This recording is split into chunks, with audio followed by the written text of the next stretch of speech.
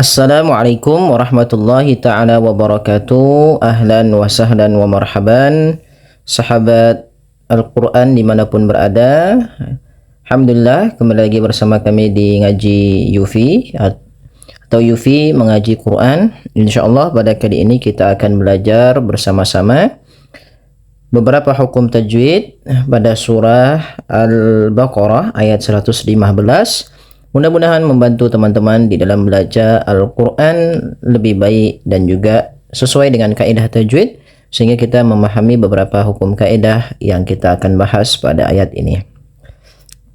Baik, kita akan mulai dengan membaca isti'adzah, kemudian kita baca ayatnya. Baru setelah itu kita akan uraikan beberapa hukum tajwid yang perlu kita uraikan.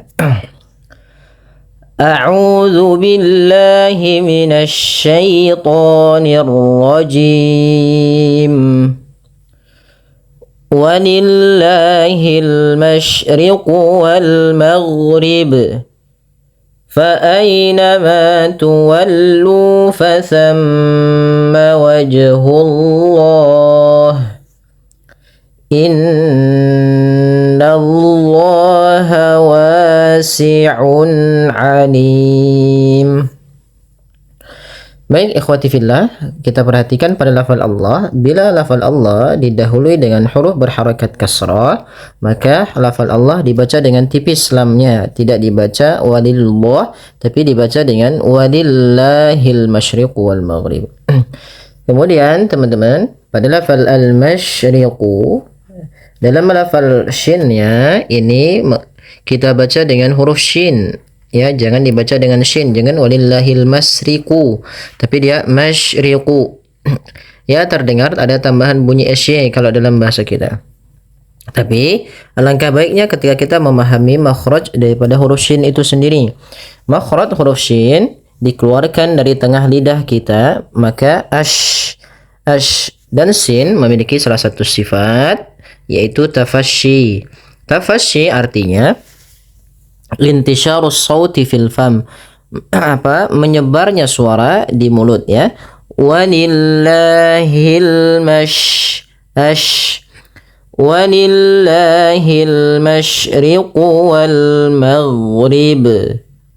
Pada lafal ghain, ini hati-hati jangan sampai terpantulkan. Beberapa kesalahan yang terjadi ketika melafalkan huruf ghain yang berharakat sukun itu memantulkan huruf ghain jadi maghrib, ya, maghrib, padahal tidak boleh, ya. Kemudian pada lafal bacaan ba, di sini kita waqaf. Pada lafal waqaf jim, yaitu waqaf yang boleh kita waqaf, itu ada bacaan namanya qalqalah. Qalqalah artinya memantulkan. Maka dia ba-nya bukan hanya sekedar wal maghrib, tapi mantul wal maghrib, ya, wal maghrib. Ketika lafal ba dipantulkan. Hati-hati juga jangan terlalu banyak menambahkan atau jangan menambahkan hamzah pada lafal ba-nya. Wal maghrib. Ini nambah hamzah, padahal tidak cukup, dia sesuaikan dengan makharijul huruf ba, sehingga dia tetap terpantulkan tapi tidak menambahkan hamzah. Kemudian fa aynama tuwallu fathamma wajhullah. Ya, kita tidak akan membahas untuk mad tabi'i yang dimana, tetapi kita bahas poin untuk mad tabi'i sendiri adalah hati-hati di dalam melafalkan mad tabi'i, yaitu jangan sampai teman-teman, mad tabi'i itu panjangnya beda-beda, gitu ya. Misalkan ma ini mad tabi'i, ada lu mad tabi'i. Nah, misalkan ma-nya lebih panjang dibandingkan lu. Nah, pada dasarnya tidak boleh, hanya cukup dua saja mad tabi'i itu. Maka fa aina ma tuwallu, cukup dua harakat. Lu dan ma harus bunyinya sama. Kemudian fa thamma wajhullah, thamma.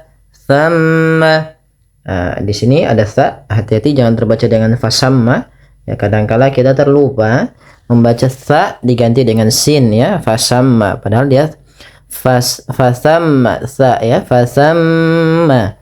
Pada lafal mim ini ada bacaan gunnah yang dimana suara mimnya ditahan dulu, jangan hanya buru-buru, gitu ya, jangan buru-buru hanya sekedar fasamma wajhullah. Memang betul secara ini, ya, tapi dia tidak kurang tepat karena dia tidak menahan gunnahnya, yaitu tahanan sepanjang 2 harakat. Maka fathamma wajhullah, pada lafal wajhullah, ada qalqalah, yaitu qalqalah sughra di tengah-tengah bacaan. Allahnya ini dibaca dengan tebal lafal lamnya karena dia sebelumnya harakat dhammah.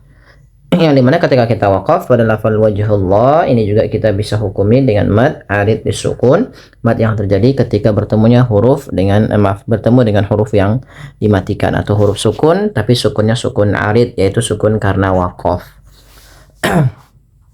Kemudian innallaha wasi'un alim. Inna sama sebagaimana lafal mim yang berharakat tasydid kita hukumi dengan gunnah. Cara membacanya pun sama dengan menahankan bunyi huruf nun yang berharakat tasydid. Kemudian Allahnya tebal, ya, innallah, tapi nanya tipis, innallaha wasi'un. Wa mad tabi'i adanya fathah bertemu alif dibaca panjang 2 harakat. Alim ada bacaan izhar halqi. Izhar artinya jelas, halqi dikeluarkan dari tenggorokan. Berarti cara membaca ainnya itu diperjelas suara nunnya atau suara tanwinnya. Maka wasi'un alim. Kemudian berlafal alim ada mad arid disukun. Mad arid disukun adalah kita uraikan satu-satu. Mad artinya panjang, arid itu karena sebab ya ada sebab aridnya bertemunya gitu ya. Disukun mad yang disebabkan karena kita bertemunya sukun. Sukunnya itu bukan sukun asli sebagaimana misalkan maghrib, ini asli. Nah, kalau di sini kan awalnya mim berharakat mun, karena kita waqaf pada lafal mim tersebut, maka mimnya berubah menjadi sukun gitu ya, mim sukun. Maka alim. Nah, sebelum huruf mim yang disukunkan ini sukun arid, sebelumnya ada huruf mad yaitu huruf ya. Maka inilah yang dinamakan dengan mad arid disukun. Panjangnya berapa untuk mad arid? Yaitu boleh 2, boleh 4, boleh pula 6 harakat. Tapi kita ngambil yang tengah-tengah saja, tidak terlalu panjang dan tidak terlalu pendek, yaitu 4 harakat. Innallaha wasi'un alim. Alhamdulillah, sadaqallahul azim. Mudah-mudahan membantu teman-teman untuk membaca Al-Quran. Mudah-mudahan kita akan bisa bahas setiap harinya setidaknya 2-3 ayat pada surah selanjutnya. Mudah-mudahan kita bisa selesaikan sampai surah berikutnya. Baik, jazakumullahu khairan. Kurang lebihnya kami mohon maaf.